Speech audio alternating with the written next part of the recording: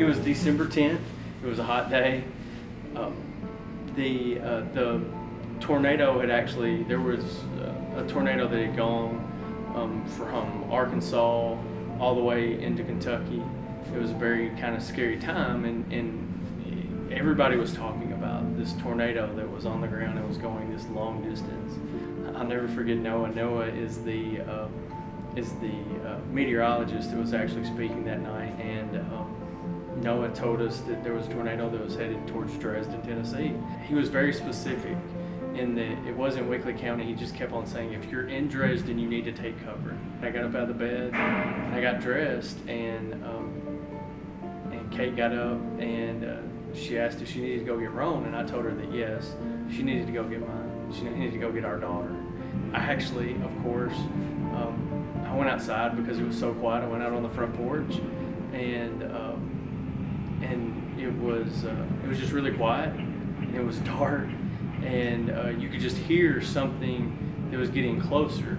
And every time the lightning would strike, you could see the tornado in the distance just because it was so tall. It wasn't scary until it lit up like a Christmas tree. It was so bright. And the reason why that we later found out was because back behind my house is TVA lines, and it hit those TVA lines, and it just lit up so big, and we realized how big it was. What we were seeing when the lightning strikes was just a part of it. And when we saw how big it was when it lit up, then it instantly, Kate screamed, and then it was just almost simultaneously the wind started blowing. We get in the hallway, and you're just sitting there, and it's by far the most helpless feeling I've ever had in my life. Roan's sitting on my lap, and and I have no idea, I have no control, I have no way to say that everything's going to be okay. And my daughter is, of course, she's a very inquisitive person, and she did look at me and she said, "Daddy, are we going to die?" And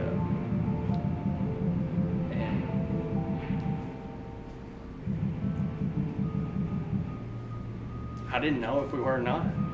I told Roan, I said,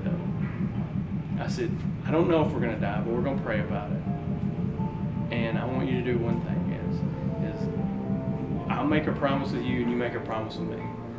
I won't let go of you, you don't let go of me. And I said, will you make that promise? She said, yeah.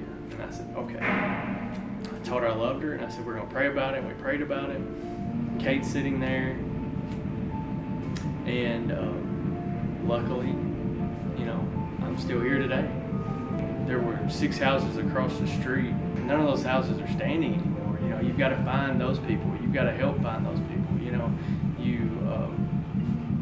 You do instinctively just what you want to help. You want to help in some way, and so that's what No, we got about an hour and a half worth of sleep, and then the next day we got there, and of course the community's out there, and you just don't realize how much you can only, when a tornado happens, and I would say that anybody would agree with this statement, is that what you see on TV doesn't do it justice. Your mind, it's really hard for it to comprehend that the buildings or the structures that you see every day just aren't there anymore. And you can't comprehend the damage that you can't see. So that night, I just thought, across the street, because you couldn't go anywhere, because you couldn't get down the roads anywhere. But it's crazy, you just got 100 feet away from that devastation, and it's like nothing happened at all, right? And so what the devastation that we saw, and then the next day, we go downtown in Dresden, Tennessee, and it's just gone. Just absolutely, just total destruction, and even worse than I could ever imagine. So that was the worst part, and that's probably even more so than anything else. It's that just the landmarks that you won't get back, the trees that you'll never get back. You know, we were lucky enough our house was spared. We lost all our barns. We lost, you know, a vast majority of our fences. But the one thing that I can't replace is the 76 trees that was in our front yard. The RRF, you know, you can get $1,000 worth of assistance to pay for, you know, your mortgage, for rental, for whatever you need. And that goes a long way, especially whenever you've got some families that are uninsured or underinsured, and it doesn't matter. You know, if you're displaced by the tornado, then you have that ability of where that you can actually apply for that and you can get that assistance. And the reason why that helps is that people don't realize that when this happens, where do you go?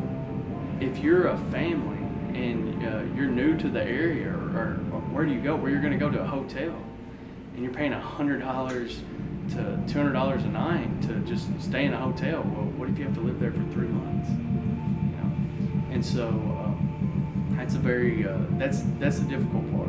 And it was nice to see the Realtor Relief Fund to step in to do that. I was always an advocate of RRF because of the Jackson tornado and the help that was provided there. But of course, I've had a different outlook for the need of RRF and the impact of RRF. And the fact of is that everybody wants to say that happens over there. And they don't understand that actually can happen to you. And when it happens to you, it's nice that service is there. Or that, you know, that ability, that contribution, that little bit of help is there to help out people in your community. And everybody thinks that it's not going to happen to them. But when it does, you're so glad it's there and you appreciate that. So I understand that the need for RRF is not going to change. And that's the sad thing is that natural disasters are going to continue to happen. But most importantly is I hope that everybody will understand the importance of giving to RRF, the Realtor Relief Foundation, just simply for the fact of is that it's a little bit of help in somebody's worst days of their life.